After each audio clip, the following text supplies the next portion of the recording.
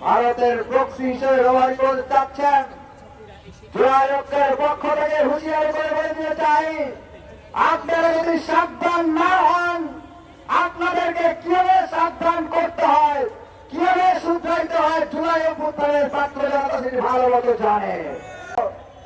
বাম দলগুলো ভূমিকা রেখেছিল, তাদের যে স্বীকৃতি দেওয়ার প্রয়োজনীয়তা ছিল সেই স্বীকৃতি আমরা দিতে দেখি নাই, বরং সেটি না করে বিভিন্ন জায়গা থেকে তাদের ত্যাগগুলো অস্বীকার করার বিভিন্ন চেষ্টা চালানো হয়েছে।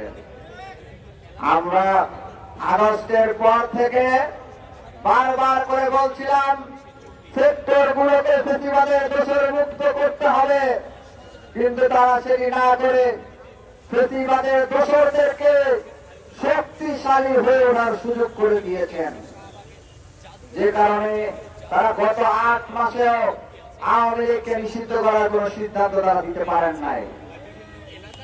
আগস্টের পরবর্তী সময়ের পর করে আমরা দেখেছিলাম সরকারের এক উপদেষ্টা আসিফ নজরুল সাহেব বলেছিলেন যে আওয়ামী লীগ নিষিদ্ধ করাকে তারা সমীচীন মনে করেন না।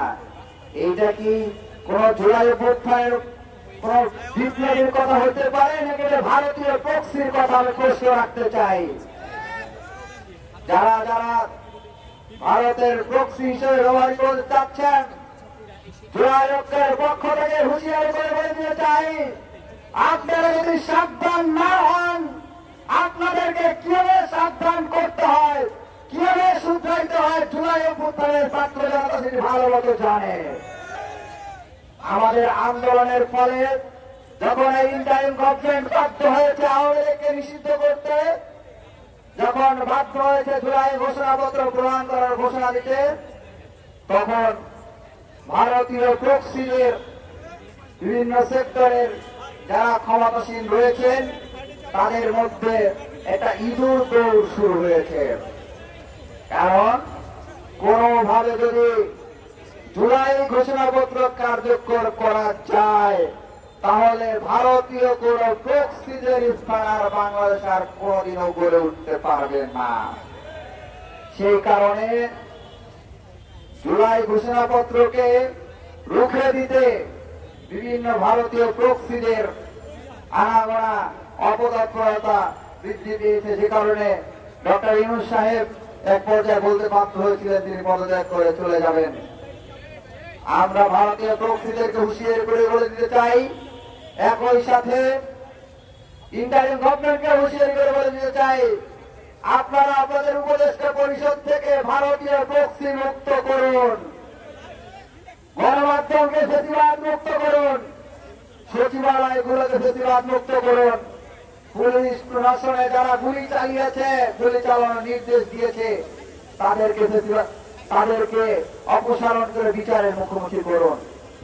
যদি তা না করেন, যদি নির্দিষ্ট ঘোষিত সময়ের মধ্যে জুলাই ঘোষণাপত্র প্রদান না করেন, তাহলে আপনাদের পরিণতি ঠিক হাসিনার মধ্যে একই পরিণতি হতে পারে।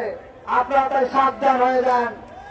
জুলাই ঘোষণাপত্র যারা দিবে না তারা ভারতীয় প্রক্সি ছাড়া আর কিছুই হতে পারে না। আজকের এই প্রোগ্রামে আমরা বিএনপি, জামাত, ছাত্রদল, শিবির এবং বিভিন্ন রাজনৈতিক সংগঠনগুলোকে আহ্বান জানিয়েছি, তারা তাদের পক্ষ থেকে এখানে সংহতি জ্ঞাপন করবেন, ভারতীয় আধিপত্যবাদের বিরুদ্ধে কথা বলবেন। আমরা তাদের কথা মনোযোগ সহকারে শুনতে চাই। যে সকল ভাইরা দূর দূরান্ত থেকে এসেছেন, আপনারা সুশৃঙ্খল ভাবে প্রোগ্রামের শৃঙ্খলা বজায় রেখে সমাবেশের শেষ পর্যন্ত ঐক্যবদ্ধ থেকে সুশৃঙ্খল ভাবে থেকে ভারতীয় প্রক্সিদেরকে কঠোর একটা পদক্ষেপ দেখাবেন, বলিষ্ঠ একটি আওয়াজ দিয়ে তাদেরকে দমিয়ে দিবেন, এই আশাবাদ ব্যক্ত করে